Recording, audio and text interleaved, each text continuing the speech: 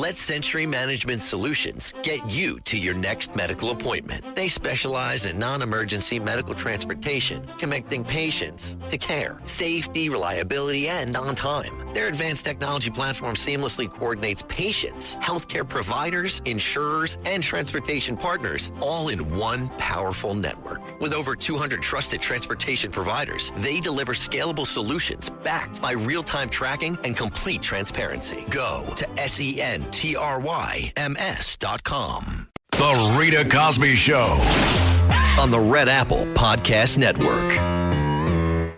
Breaking news. And tonight on the Rita Cosby Show, we will continue with your calls in a moment. We got Stan on the line. We're going to go to him, of course, who always has a gripe about Trump derangement syndrome. But we'll continue with him in a moment. But still, in the meantime, President Trump touting the success of Operation Epic Fury as he addressed the nation just a little bit ago. Here's a little bit of the president. Tonight, I want to provide an update on the tremendous progress our warriors have made in Iran and discuss why Operation Epic Fury is necessary for the safety of America and the security of the free world. From the very first day I announced my campaign for president in 2015, I have vowed that I would never allow Iran to have a nuclear weapon. This fanatical regime has been chanting death to America, death to Israel for 47 years. Their proxies were behind the murder of 241 Americans in the Marine barracks bombing in Beirut, the slaughter of hundreds of our service members with roadside bombs. They were involved in the attack on the USS Cole, and they carried out the countless other heinous acts, including the just horrible, bloody atrocities of October 7th in Israel, something that most people have never seen anything like it. This murderous regime also recently killed 45,000 of their own people who were protesting in Iran. 45,000 dead. For these terrorists to have nuclear weapons would be an intolerable threat. The most violent and thuggish regime on earth would be free to carry out their campaigns of terror, coercion, conquest, and mass murder from behind a nuclear shield. I will never let that happen, and neither should any of our past presidents. This situation has been going on for 47 years and should have been handled long before I arrived in office. And yet President Trump said, I'm not going to be like the other presidents with words. I will take action. He repeated also, as you guys heard there, 45,000 dead of their own people. We've heard reports that it was over 35 to 40,000. 45,000 people, President Trump is saying. Think about what kind of a monstrous regime would slaughter 45,000 protesters who are out on the streets peacefully protesting because they did not want any dissent. Imagine what that kind of a regime would do, as we are told that nuclear weapons were on their doorstep. Let's go back to Stan in Forest Hill. Stan, back by popular demand, my friend. So, Stan, first of all, forget that. I want to wish you a happy Easter and happy Passover to all your listeners. Thank you. It's important to say this now, especially what's going on in the world. So happy Easter and Passover. Absolutely, and blessings to everybody and their families. Absolutely, Stan. Let's get back to horror. Let's get back. But, all right, so Stan, we left off where I agreed with you that they are fanatics. No, you mentioned 45,000. It's sickening, if not disgusting. It is. But have their people revolted? Have they done anything? If you're going to die, at least try to do something. They haven't done anything. Wait a minute, Stan. I'm not going to let you get away with that. Well, wait a minute, Stan. In 45 years? Stan. 45,000 people. What, you're upset with that they didn't revolt? Terrible. It's disgusting. I agree with you. Stan, guess what? 1,000%. You think they have weapons? No. Stan, you are blaming the protesters. That is one of the most disgraceful. I'm not blaming them. I'm saying they should have risen up. They should have done that. In a war has to come up with something. I mean, in 45 years, they can't come up with weapons.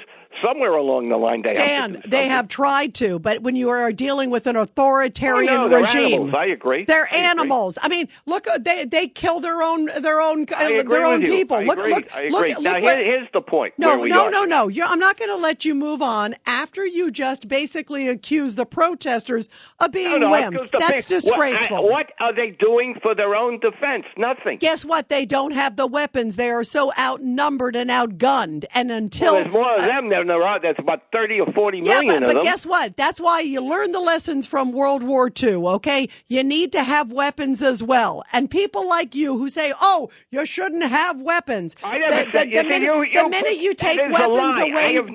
you take weapons away, from people. That's a lie. You shouldn't say that. Well, then that's a lie for you to say they're wimps, because guess what? Those people are courageous. Look, I'm not making it up. What have they done? I'm not calling them wimps. Stan, they haven't done anything. They're getting slaughtered. I agree. Stan, they have told other people they are waiting for the moment. President Trump has said to them, I'm going to give you the sign when it's ready. He doesn't want them to walk out on the streets and be slaughtered. I bet you, Stan, dimes to donuts right now, that they are probably being armed by the CIA and others. So when the moment is right, because those courageous people that you question, those courageous people have the guts to go out there and fight and continue fighting, and they're waiting for the right moment. And that's why I hope, Stan, I want this. I feel in this particular case, and I'm not a warmonger, Stan, but I know that, and I appreciate that about you. But I also believe in this case, you have to finish the job. Well, here's the thing. You're right. But here's the thing. He says he's giving him an ultimatum. Give him the ultimate ultimatum. Surrender now or die. Wipe it out. I'm serious. Wipe it out and say to them, either you surrender. Look, Truman did it. He dropped the bomb, and within a couple of days, Japan surrendered. On that, I guess. So I'm not saying drop it, but say to them, you got to quit. You got to surrender. Surrender is the key factor. And then Trump, I'll give you odds. I'd stand up and share the son of a gun. But they're not going to surrender because, let me make the fact, as I'm hearing, North Korea may be sending arms to help them. I hope not. That's what I'm hearing. Well, and Russia, who knows what China's doing? Giving them intelligence. Yeah. Exactly. Now, Stan, I want to play this because you bring up a powerful point. And one thing, and you heard I said this right before the break, what makes this different, I think a normal, country or regime, if you will, would have surrendered clearly by now with the pounding that they've taken. And I agree with you. Yes, we have not heard them say, I surrender yet. And that is for sure. And I think part of it is, and I go back, I bring up the example about the Japanese kamikaze pilots that knew that they were on a one-way trip to Pearl Harbor, and they were honored, quote, to do it. As crazy and sick as that is, that's that fanaticism, that's that zealotry. And we're seeing that same mindset in the Iranian people. And it's very hard when you're dealing with people of that kind of mentality who want to see the 70 virgins, and Allah Akbar and all that. They're willing to die for the cause because they think it's a noble death. As sick and disgusting as it is what they have done to others and what they're willing to even blow up themselves for this cause. That's why they really do need to be pounded almost to oblivion. And, obviously we want the Iranian people to have a chance, the good people we've talked about, to give them a chance to rise up. But a normal place would, a pounding like this, they would have surrendered a while ago. They would have surrendered after a few days. I'm convinced, and as you're saying too, I think they need a lot more pounding. I want to play this because this is one thing President Trump said tonight, where he said, if you don't come to the table, and now remember his deadline is Monday, he always likes the element of surprise. So I'm just going to throw this out to everybody, Stan and everybody. When I hear President Trump and you hear the history of him, he's always said, I'm going to give everybody a chance. I'm going to give you another chance to come to the table. You, the bully of the Middle East, the bully of the world. I'm going to give you one more chance. And if you don't, I am going to basically make you rubble. And President Trump may stick to that deadline. President Trump also likes unpredictability. It doesn't mean that tomorrow he's not going to do something. It doesn't mean he's not going to do something in a matter of hours from now. He may not wait till Monday, or he may let Monday come and go and have them go, what's going on? And then something happens on Wednesday. But here's what he said tonight. Take a listen. It made clear from the beginning of Operation Epic Fury that we will continue until our objectives are fully achieved. Thanks to the progress we've made, I can say tonight that we are on track to complete all of America's military objectives shortly, very shortly. We are going to hit them extremely hard over the next 2 to 3 weeks. We're going to bring them back to the Stone Ages where they belong. In the meantime, discussions are ongoing. Regime change was not our goal. We never said regime change, but regime change has occurred because of all of their original leaders' death. They're all dead. The new group. They are all dead, and groups keep coming in. And yet, and Stan, you got to hear this. This is former CIA Director John Brennan, and he and a lot of Democrats seem to be rooting for Iran. Listen to this. I am confused how the President of the United States can credibly stand up there before the cameras under the wing of Air Force One and claim the conversations have been had that apparently haven't been had. And I'm also wary of taking the word of Iran. Like, they are an authoritarian regime who's known to lie. But, like, I'm confused. What is going on? Help me. Calm me down. Well, I tend to believe Iran more than I do Donald Trump, because he could not acknowledge the truth even when it is, he's slapped in the face with it repeatedly. And it's clear that, he is flailing right now. He's trying to figure out how he's going to get out of this debacle that he has created. And so he's going to make these claims about negotiations, that the Iranians now are sending signals that they really want to make a deal, and indicates that they're going to make a deal on our terms. I don't think anything close to the truth in that statement. They may be talking to people indirectly, and we know that the Turks and the Egyptians are trying to find some way to mediate this problem. So there could be some members, distant members of parliament that are out there that are speaking individually, but I don't believe there's anybody speaking authoritatively right now on behalf of the Iranian government with the Trump administration. I believe Iran. That's a lovely comment, Stan. I mean, don't you believe those kind of comments are just, they're insane and they're anti-American, Stan. Well, stop with the anti-American. One can complain, one can criticize, and be a patriot. No, Stan, you absolutely. Yeah, I think he's a patriot. He's not a traitor. Come on, you know that. Stan, he has the right to criticize. Stan, if he doesn't like, I'm not a traitor. No, I can Stan, criticize and say terrible things about Trump. By the way, Stan, I would never call you un-American, just so you know, because you're. I think even if you have crazy ideas. I think you're a good guy and a patriotic American, and that's why we all love you. Let's be honest. At this stage, that's what I'm looking for that. I'm looking for surrender. That's what it's about. Because I'm telling you now, this is not going to, we'll be finished. Don't talk.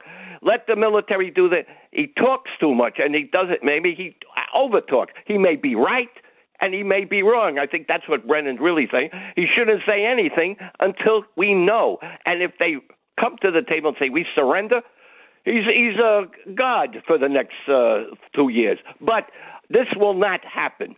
They're going to stay there. This is a long situation. You have stated it as I have, and this will go on more than 6 months, a year, or 2 years. Plus, they have over a million, the Red Guard or soldiers, Iran. Yeah, the Revolutionary Guard. They may invade Israel, which is bothering me to no end. They haven't done anything in that regard going over the border yet. So I hope that doesn't happen. And what happens if that does happen? Well, I don't think it will happen because they clearly are decimated. The question is, can they be eviscerated? Yeah, You're right. There's no question that they are completely decimated in so many levels. But again, when you're dealing with fanatics, you always have to go beyond that, which is why I think there's 3 more weeks needed. And let's see what happens in 3 weeks. Stan, I hope they do surrender in 3 weeks. I mean that. You know that. I do too. And I know that. That would be a great moment for the United States and so forth. But if we don't hear that, prepare for a long, long crisis. Yeah, and if we don't hear that, maybe the conditions will still be right for the people of Iran to rise up. And you're right. Maybe someone will ship. Maybe we will ship in guns or something like that. Exactly. Absolutely. And that, by the way, that would be the best of all scenarios. Would be, or drop them from planes, right? We used to do that, right? Absolutely. All right. You have a happy holiday. Thank you, Stan. You too. Always. It's great to hear from you. I'll be calling. Good. We miss you. We miss you. We'll continue, everybody, your calls after the break. After Stan, where do you go from there? 1-800-848-9222. The Rita Cosby Show on the Red Apple Podcast Network. Listen to this podcast now On the Red Apple Podcast Network. Why is the middle class shrinking? Why are people facing an affordability crisis while marginalized individuals called informals grow in numbers? Join me as I travel the world, speaking with people living in invisibility, the leaders working to solve it, and uncovering the hard truths shaping our economy and daily reality. Download all of Red Apple Media's podcasts right now through your favorite podcast platform. The Rita Cosby Show on the Red Apple Podcast Network. And by the way, also coming up on the show, we're going to check in a few minutes with Dr. Sky. I can't wait to hear what he says about the Artemis 2 launch, the historic launch that took place a few hours ago. It was a little delayed, but it got off so far, I believe, without a hitch. So we'll get through all of that with him and find out what this means as many people around the globe watch history in the making. And also, you guys know how much I love reading your Twitter comments. Here's one from Sal, who said, wow, Stan got Rita upset. Personally, I would rather face the blast of an atomic bomb than the wrath of Rita. Thank you, Sal. I could never, ever be mad at you, Sal. And I love Stan, too. Even if he is suffering from Trump derangement syndrome, I still love Sal. And Stan and Sal, too. Anything that starts with an S. I love you guys. And also, Marianne says, Rita, they are probably arming the population, referring to the Iranian citizens. Maybe they're doing some training with them, but Trump can't say that on national TV. That would sort of be showing his cards. He would put the people at more danger by saying that. Absolutely right, which is why I do believe that there's some covert operations right now to hopefully help them rise up when the moment is right. Let's go to Eduardo in Tampa, line 2. Eduardo, your thoughts tonight? Yeah, good evening, Rita. I thought it was a good speech by President Trump, and I think he needs to go through with taking out Carg Island. And I don't care how long it takes. I mean, we cannot come back from a nuclear Iran. We can come back from the midterms in the future. We cannot be. We got 7 months. It's a long time to go. You got this people over there in Europe, NATO, and all that. There's a Monica Garcia who got upset that President Trump had commented about a Unitasia debt over there in Spain. That's how deranged they are. By the way, speaking of Spain, you're right. They are so deranged, Eduardo. I mean, Spain has lost it. I mean, they're not allowing airspace to be used. They're not allowing anything. And I was surprised, by the way, tonight, Trump didn't really take NATO to task. The Rita Cosby Show on the Red Apple Podcast Network. The Rita Cosby Show on the Red Apple Podcast Network. Well, everybody is talking about Artemis 2. And boy, the launch was amazing. The whole country, the whole world was watching, I think, this moment. And President Trump, who addressed the nation tonight, focused on Operation Epic Fury in Iran, started his address to the nation saying, I salute the team at NASA. My fellow Americans, good evening.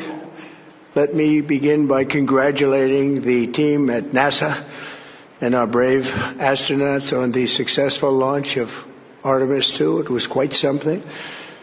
It will be traveling further than any manned rocket has ever flown and will very substantially pass the moon, go around it, and come back home from a distance that has never been done before. It's amazing.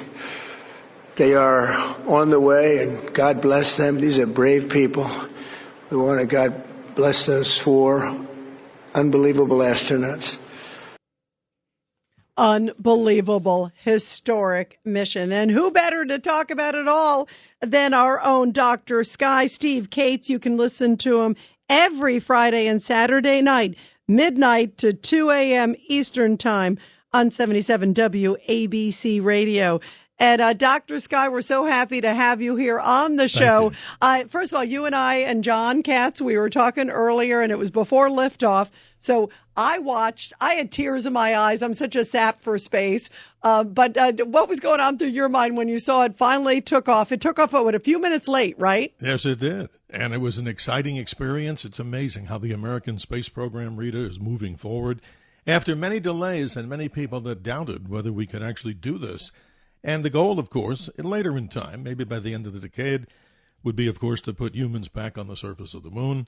But, Rita, that feeling is just great. It's euphoric because we have, as the president said very eloquently, 4 brave people that are going onto the moon. And, Rita, in the real dynamic of that spacecraft, imagine this. They're within an area of 330 cubic feet. They call it an open concept design, the architecture. So, obviously, they have a little bit more room than the Apollo astronauts did. And they have, by the way, in a serious mode, the best of food that you could possibly have and drink. Of course, no alcohol. But they're actually set for some amazing things and making history, as the president said, and many people know, going farther out than any human has ever done and traveling on the return back to the Earth faster, upwards of 25,000 miles. Amazing, and lots of science in between. Yeah, so amazing. Now, Dr. Sky, tell us, you brought up food, and how long is the trip, and what do they eat up there? Well, they have a 10-day mission, as we've talked about many times with many folks on this, and many people may say, well, that's not really a long time in space. But what they've done is they improved the dehydration process of food so they can actually heat them things up. They have a choice of some burritos and some other kind of brisket of beef, and they have all kinds of drinks from coffee to lemonade. And what's really interesting, Rita, is that they have the opportunity, and they really have to do this, is to actually go into doing some exercise. They have something called a flywheel there. So obviously, if you're in those couches for too long, the body obviously starts to get a little bit tight. So they have the ability to exercise. And on a serious note, but many people may laugh, what about the restroom facilities? They actually have a specialized toilet. What do you do? And also when it's 3 guys and 1 gal, right? Well, they have a privacy screen, but this beats what the astronauts, of course, on Apollo had to do, and that's for another story. But we realize that that's a whole different. Now, let me just ask you: was that space debris? Yes, it was, Rita. And lots of space debris. And on the moon, I mean, transgressing to the surface of the moon, the astronauts, the 2 people that went to the surface of the moon all the time, they had to leave a lot of waste, including human waste, in bags.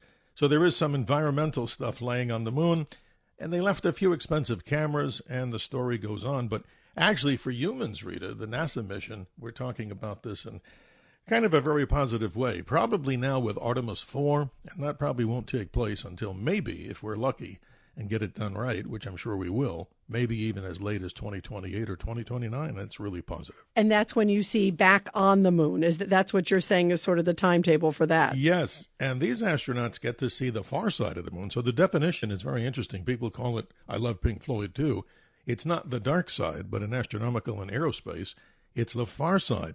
And Rita, on a beautiful and romantic way, as we wish everybody the best for a beautiful, safe, and happy Passover and Easter, right now, if the clouds are going to part in various places, this happens to be the full pink moon, and it lies in the zodiac sign of Virgo, and it's about 244,000 miles away, making it a spectacular sight. So the astronauts right now, and if people go to the nasa.gov website, which, by the way, is so overloaded it pops in and out.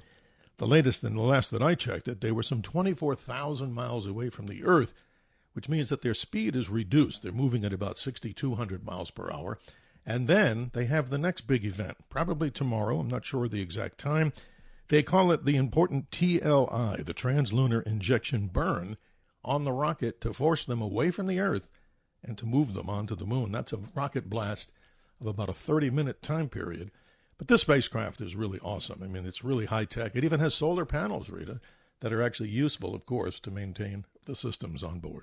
Oh, wow. That's really amazing. Now, you know what I think about so much, Dr. Sky, and you have such a great depth of background, not just obviously space, you're the superstar in that, but you have so many different layers. I think about also how beautiful this event is. We're at a moment right now where the world is so divided, America is so divided, and there's something so unifying and positive and beautiful about space. It's apolitical. Yes, you're right. Were you thinking about that tonight? I mean, there's just something so grand and incredible about this moment. The whole world stood still today, and I was watching all the networks breaking and covering it, and then when it went off successfully, just the tears in everybody's eyes. It was just this moment of how proud to be an American, how proud of this incredible accomplishment. Exactly. And it's amazing. Look at the little children that were there today, and many people, not just there in schools, they were doing this, even they stayed a little later than their normal time of closure. But it's amazing, Rita. It's a jolt of peace and happiness, a jolt of positivity. And for people who doubt, the purpose of going to the moon, well, we don't have the time to go into the long part of it, but it's in our genes. It's in our exploration. It's there for us to explore. Even Stephen Hawking had said it before he passed, that inevitably we need to get off planet Earth and we need to explore. And that's what we've done from the days of the days of the Greeks and Romans and civilizations before that. If we stood still, things would be pretty boring, I think. Don't you think? I absolutely agree. Now, if they offered you a seat, I know you had a boarding pass there that you were sharing with John. John forwarded it to me. I'm going to pretend like I'm going to cross your names out and put my name on it just so I feel good. But in all seriousness, if you had a chance, would you go? I would go. I would go, but here's the reality for this. You have to be in the tip-top shape. And again, not to say that I'm not in shape, but the reality is, just from the human side, yes, I would want to go on this. And I can only imagine, Rita, what the cost of a seat would be, because a lot of times in the past, when people went up and still do go to the International Space Station, some are saying that the seat cost, if you were to pay for it out of your pocket, $30 to $40 million and maybe more. And some individuals, wealthy individuals, have done that long before the space station, like on Mir. But really, I would love to do it, Rita. It's so amazing. Imagine seeing the beautiful vista of the moon, a place that eventually, when we land there, there's good reason for anybody who doubts why we would go there and so-called waste the money. There's a helium isotope called helium-3 that even Harrison Schmitt, the only geologist to the moon, ever talked about. And if we could harness that, it could help us in developing what we call fusion power here on the Earth. And why is it there? Because the soil on the moon just sits there for billions of years, and it absorbs what's necessary to make helium-3 a viable isotope. But it would just be beautiful from the human side. So when people go out tonight, or can go out, or even if they're looking right now, no matter where they're listening to this powerful station, just know that beautiful pink moon, it's designated Easter, by the way, really quick, is always the Sunday after the full moon that occurs after the beginning of spring or the vernal equinox. So on the calendar, here's your full moon. Sunday, of course, Easter. And again, as we wish everybody peace and happiness during the Passover and Easter holidays. And the moon, when you look at it, it's now 244,000 miles away, Rita. And if you walk there, I said this earlier with you and John, it would take you about 5 years. Now, that would require a lot of shoes and a lot of oxygen. But simply an airline journey, if you could do 24 hours a day, 18 days to get to the moon. And if you drove your car, whatever violations you'd want in your own speed limit world, whatever, averaging about 135 days just to go one way. And with the price of gas, at least right now, Rita, that would be a little out of my price budget. Yeah. By the way, you underestimate me. I could get there in 134 days, Dr. Sky. Wow. You must have a fast vehicle. I got a lead foot. All right. All right. I love it. Dr. Sky, thank you so much. We love you, and thank you for sharing just this incredible moment. And I want to make sure everybody tunes into your awesome show. It is every Friday and Saturday night, midnight to 2 a.m. on 77 WABC. You can get on WABC radio around the country, and it is awesome. We all learn so much from you. It's great to talk to you, my friend. Likewise, and go to nasa.gov. If you can get through there, the live tracker, it will come back, but it's so popular. And thank you, Rita. Have a good morning. Thank you very much. You too, very much. And everybody, we'll go to your calls, 1-800-848-9222, 1-800-848-9222. We are talking Trump. And here is what President Trump had to say just a little bit ago when he addressed the nation. He talked, of course, about Artemis 2 that Dr. Sky was talking about, but he also talked about the success of Operation Epic Fury. I've made clear from the beginning of Operation Epic Fury that we will continue until our objectives are fully achieved. Thanks to the progress we've made, I can say tonight that we are on track to complete all of America's military objectives shortly, very shortly. We're going to hit them extremely hard over the next 2 to 3 weeks. We're going to bring them back to the Stone Ages where they belong. In the meantime, discussions are ongoing. Regime change was not our goal. We never said regime change, but regime change has occurred because of all of their original leaders' death. They're all dead. The new group is less radical and much more reasonable. Yet if during this period of time no deal is made, we have our eyes on key targets. If there is no deal, we are going to hit each and every one of their electric generating plants very hard and probably simultaneously. We have not hit their oil, even though that's the easiest target of all, because it would not give them even a small chance of survival or rebuilding. But we could hit it, and it would be gone, and there's not a thing they could do about it. They have no anti-aircraft equipment. Their radar is 100% annihilated. We are unstoppable as a military force. The nuclear sites that we obliterated with the B-2 bombers have been hit so hard that it would take months to get near the nuclear dust, and we have it under intense satellite surveillance and control. If we see them make a move, even a move for it, we'll hit them with missiles very hard again. We have all the cards, they have none. And let's go back to your calls, guys. Let's go to John in Colorado on line 4. Go ahead, John. Your thoughts tonight. Oh, hey, Rita. In Iran, I think they definitely need to make them turn over all their enriched uranium and destroy all their facilities to make any of that stuff. And they can't make drones anymore, missiles. They can't have any of that anymore. And if they don't open up the Strait of Hormuz, then we just tell them we're going to come over there and destroy your, like Trump said, the power plants, the oil fields, gas, ports, refineries, and just keep, we can run the place. Yeah, and quite frankly, I actually think if they don't surrender or don't agree at least to the terms and follow through with it, because who knows if they agree to the terms and then 5 minutes later change their mind or it's all a farce if it's not legit. I actually think we really do have to pound them into submission. And I hear what you're saying. The enriched uranium to me really concerns me because you hear President Trump say they were at the doorstep. And when one of the most chilling moments that I heard tonight, John, and I'm curious your thoughts, where he said, had we not stepped in, especially even the first time in June, there would be no Middle East, there would be no Israel. I mean, that's a chilling comment when you think about it. And he said it with some very sober sense. And the president probably knows a lot more than even he's telling us of what their capabilities were and are. Well, they're trying to take over the Middle East, and somebody has to stop them, and some of the other countries that are working with them. So it's a battle, It is. And thank goodness he has the guts and courage to do it, John. Thanks so much, John. We really appreciate it. Let's go to Robert in Hudson Valley on line 5. Robert, your thoughts tonight. Hi there. I'm a Trump supporter. I think we've talked before. The question, though, about the oil price or the oil prices at the pump,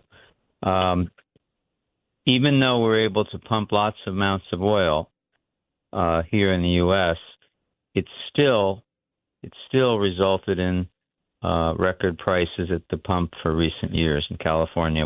Somebody said $6-7. Oh, no. By the way, I saw there's somewhere like where it's near 8. I mean, it's crazy. But a lot of that is also California. You understand that. California has had, the average price in America right now is around 4. It's a little over 4. California, it's 7 or 8. So what does that tell you about California's policies? Well, some of it's taxes, some of it's all the extreme environmental laws. Exactly.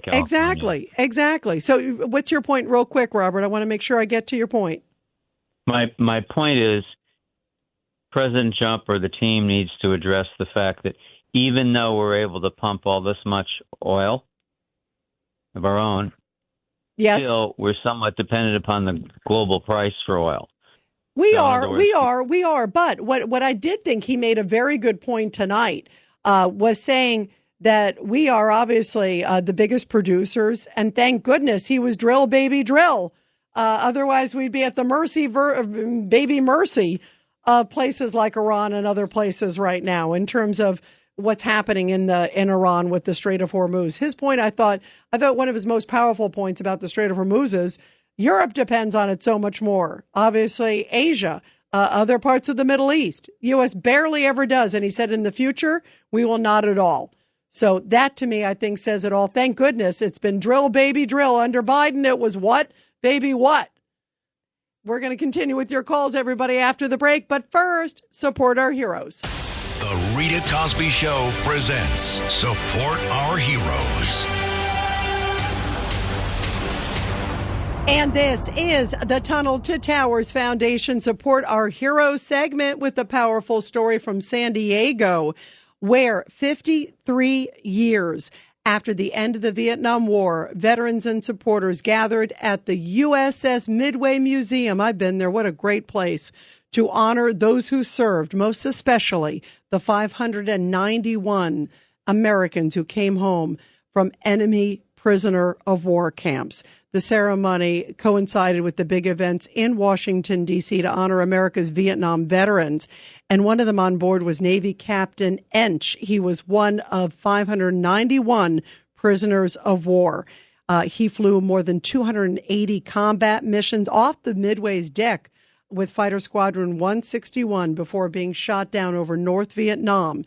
He spent 217 days in the infamous Hanoi Hilton prison and was released in 1973. And how powerful that he was honored so beautifully, and so many others there. If you have not been to the Midway Museum, guys, you got to go in San Diego. It is so powerful. And everybody, America's heroes, need your help. Donate just $11 a month to the incredible Tunnel to Towers Foundation. They are the best. Be sure to check them out at T2T.org. That's T, the number 2, T.org. The Rita Cosby Show on the Red Apple Podcast Network. The Rita Cosby Show on the Red Apple Podcast Network. And let's go really quick to Norm on line 1. Go ahead, Norm, your thoughts tonight. Hi, Rita. Trump's speech was perfect. All muscle, no fat, laying out exactly what we've so far done and what our goals are. And to those who are waiting for the words, I surrender, to emit from whatever surviving Iranian leadership exists after 80 years post the war, the Japanese have still not said, I surrender. Hey, you know what? Very good point, Norm. Very good point. And listen, it's been extraordinary what President Trump has accomplished. And let's see, he can do a lot more damage to Iran in the next 2 to 3 weeks, everybody. Talk to you tomorrow night.